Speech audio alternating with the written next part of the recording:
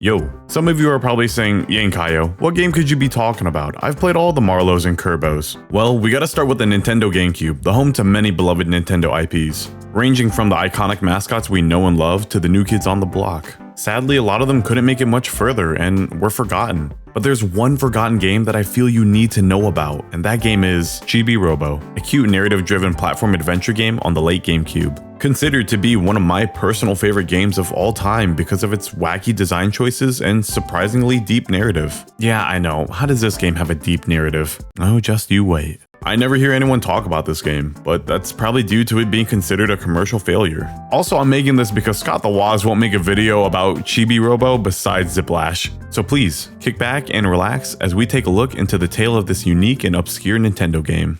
Chibi-Robo was developed by Skip Limited, a small Japanese game development team, co-founded by Kenichi Nishi, a man with a mind full of creativity and an incredibly unique lens to view the world. Unfortunately, Chibi-Robo had quite a rough start. In the beginning, Skip was able to impress Bandai, who were interested in the concept of Chibi-Robo. Originally, it was planned to be a point-and-click game where players would tell Chibi-Robo where to go and how to solve various puzzles. The team had many ambitious ideas. One was to give Chibi-Robo the ability to learn how to take care of tasks on his own and even upgrade himself. Sadly though, the game wasn't able to meet its original deadline, forcing it to be put on indefinite hold. But that's when the big dog Nintendo swooped in and bought the rights to Chibi-Robo. This wasn't the first time Nintendo had a hand in helping Skip. They helped publish their first game, Gift-Pia, which was only sold in Japan, but had a localized version that was for some reason never released. Anyways, getting back to it, even the man himself, Shigeru Miyamoto, had a small hand in helping shape Chibi-Robo. Nintendo only picked up Chibi-Robo because Miyamoto had been keeping his eye on the character and was fascinated with his design. With Nintendo's help, it was looking like Nishi was going to be able to fully realize his vision. The team moved away from the point-and-click style game so that players could directly control Chibi-Robo for themselves, to help create an identity between the player and character. A lot of changes were made to the game, but two things stayed true: Chibi-Robo's charming little design and Nishi's deep narrative themes. The game was eventually released in Japan on June 23, 2005, with an American release at the beginning of 2006. Hitting shelves all around the world in the early 2000s was Chibi-Robo Plug into Adventure.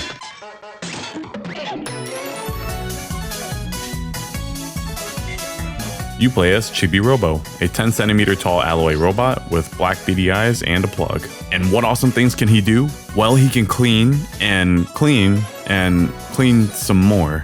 Alright, he's basically an advanced cleaning appliance. But the game starts off in the regular suburban home of the Sanderson family, which comprises of Mr. and Mrs. Sanderson. Oh boy, Mrs. Sanderson. Ooh. Also their daughter Jenny, and the family's good boy Dao. Fun fact, Dao is actually based on Kenichi Nishi's real dog, who sadly passed away in 2009, but he'll always live on in Skip's games. We find the Sandersons together celebrating Jenny's birthday, and like any good father, Mr. Sanderson decides to get Jenny just what they both wanted, the brand new Chibi-Robo, who quickly begins his regular tasks of cleaning and tidying up the Sandersons' home by picking up loose crumbs, scrubbing away mud stains, and throwing away a couple of jizz napkins. For God's sake, man, work on your accuracy. Our friend and manager Television tells us that our main task is to make others happy. By completing said task, you will receive happy points which work towards Chibi-Robo's other goal of becoming Super Chibi-Robo, aka Best Boy. In your arsenal, you'll be using gadgets like the Chibi Blaster, which is great for opening up hidden passageways or taking care of your night terrors. There's plenty of other cool gadgets you'll unlock, and everyday house items turn into new tools for you to use in creative ways. Along with your arsenal, you'll earn suits for Chibi-Robo to wear, each having their own abilities that are total gimmicks or outright gags. I always enjoyed getting to see how cute each new suit looked on Chibi-Robo, as well as to see how every character reacts to your suits. The game does an amazing job at using Chibi-Robo's scale to create unique and interesting game designs. What is essentially just a couch becomes a mountainous obstacle for you to scale, or how nooks and crannies between the furniture become secret passages. With all the adventuring and tasks you'll be doing, it's important to make sure that you keep Chibi-Robo's batteries charged, or you'll just die.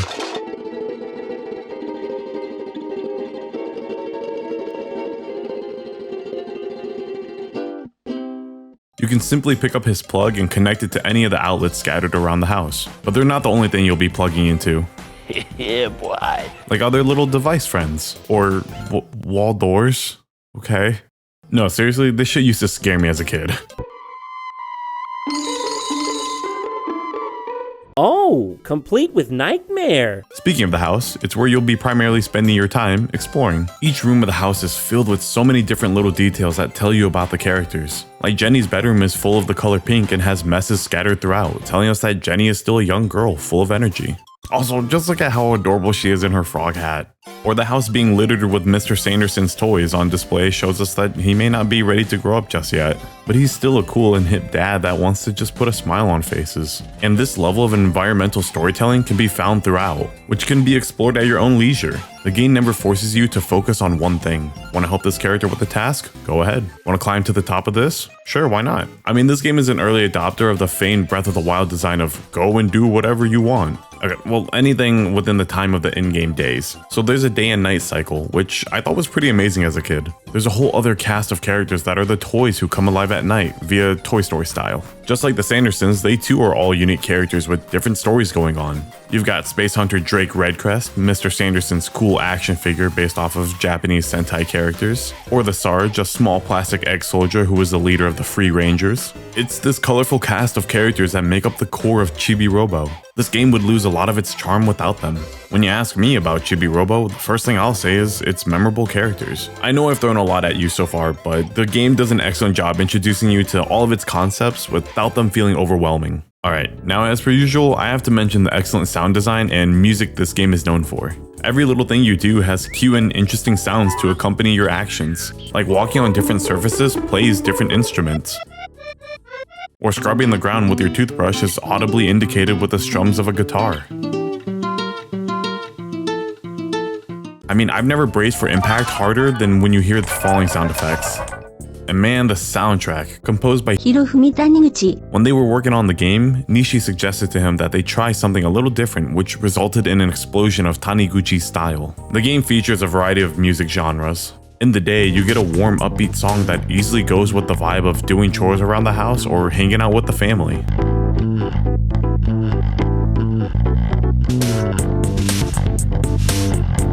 But at night, you get a calmer, more jazz-inspired song that perfectly matches Chibi-Robo quietly moving throughout the night.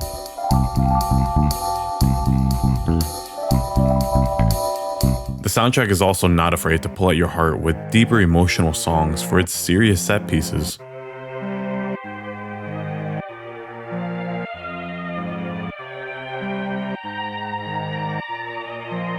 As you progress through the game, moving on from each event, you begin to unravel the deeper themes it carries. And I know I've been saying it throughout the video, but this game actually deals with heavy subjects like loneliness, divorce, loss of a loved one, and financial struggles. What seems like regular cartoony family banter at the start quickly unfolds to be much more. In the beginning, you see Mr. Sanderson is constantly sleeping on the living room couch, and when you talk to him during the day, he tells you that Mrs. Sanderson is not too happy with him, but he reassures you not to worry about it. When I was a kid playing this game, I understood him like he was an actual adult telling me not to be worried or hung up on adult matters. But as you talk with Mrs. Sanderson in the kitchen, she slowly shares with you her burdens and stress. She even goes on about how Mr. Sanderson was recently laid off from work, but he keeps buying action figures, and how he even bought Chibi-Robo. If you look around, you can find their past due bills laying about, unveiling that these characters are more than just simple NPCs with filler dialogue. And this was different from any other Nintendo adventure platformer from the time, where most dialogue was just simple and one note.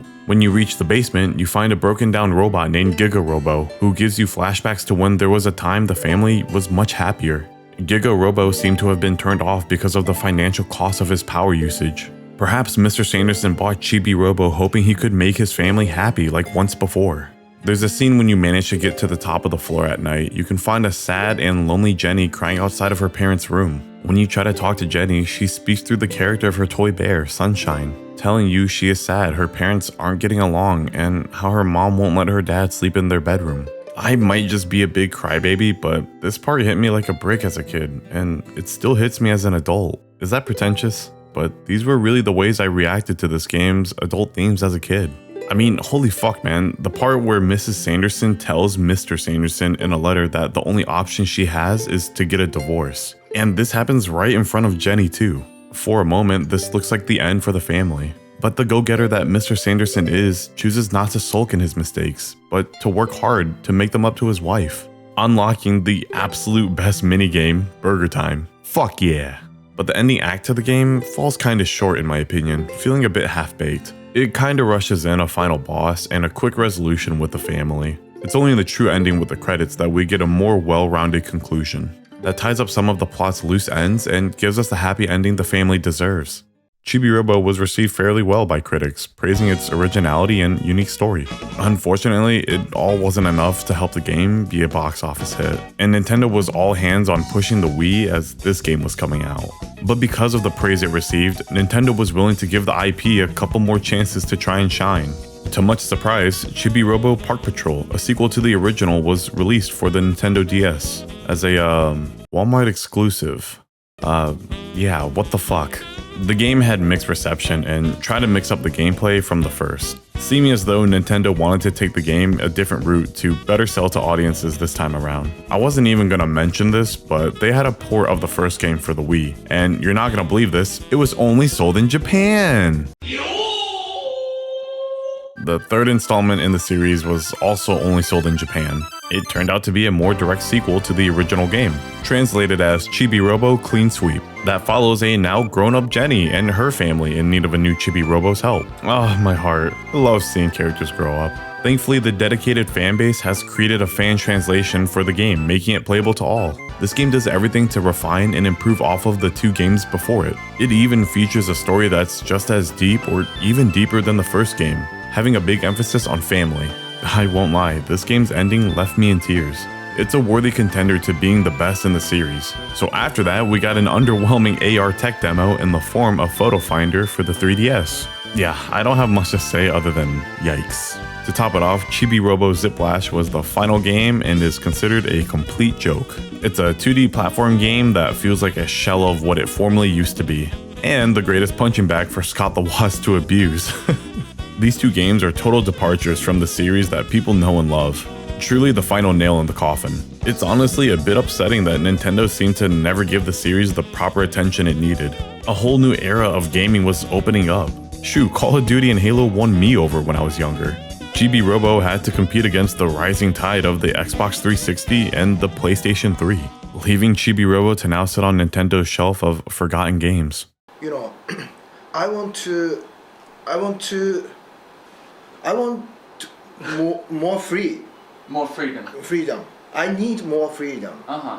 And as for Kenichi Nishi, he had little to no involvement surrounding the later entries. He actually left the company Skip Limited while the second game was still in its early development, essentially playing no hand into any of the titles Skip would release later into the future. From that same interview with Igra.com, Skip's general manager at the time, Miki Tashiro, said, "He wants to make games, but if a game can't make enough money for all the employees, his choice of what game to make is limited. He has to choose a project that will make enough money. That's why he has less freedom." And there's no bad blood between Nishi and his former employees. He says they're all still friends, and it's just his path in life is different for what he wants. Nishi said in an interview with TimeExtension.com, "I wanted to depict that even a small, seemingly powerless robot can save his family and the world if he tries his best. This may be an unusual theme for a video game, but it's just that this is the kind of game we can only make." Kenichi Nishi reminds me a lot of one of my other favorite Japanese game designers, Koichi Suda, aka Suda51, the mastermind known for the No More Heroes series. Suda has also been in many situations where he felt like he was stuck or limited to what his vision of his game could have been. Thankfully, in recent years, Suda has finally taken back his company and is moving forward to create the games he and his company want to make without any limitations. The same is for Nishi. He is the founder of his independent team called Route 24, or Route Nishi. They're mostly creating smaller indie games for mobile devices and console platforms. Nishi ended his interview with Time Extension saying, "I don't know if Skip will release another Chibi-Robo, but I would like to make a sequel if the timing is right, because he is a fascinating character." I never would have guessed that one of the most impactful games in my life would be a Nintendo game, but also one about a silly little robot. I think I owe a lot to Chibi-Robo for making me crave weird experimental games nowadays. The game's funny and goofy aesthetic really helps the more serious scenes feel real. This is one of the many games I've played that I feel manages to keep a young and older audience engaged. It's a game that proudly wears its charm and uniqueness. There's no surprise this game has been able to attract a cult following. And I briefly want to say thank you to the cool people over at the Chibi-Robo Discord for helping me make this video. To play this game, it's gonna cost you an arm and a leg, but there is an extremely useful tool to help those wanting to play through other means.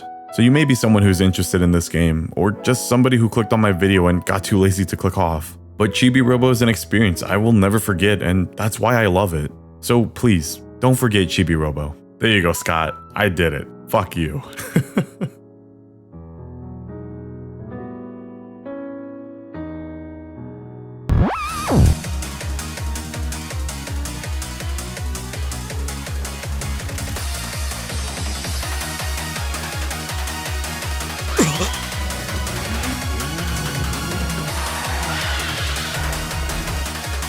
あんなオーバーアクションがかりまして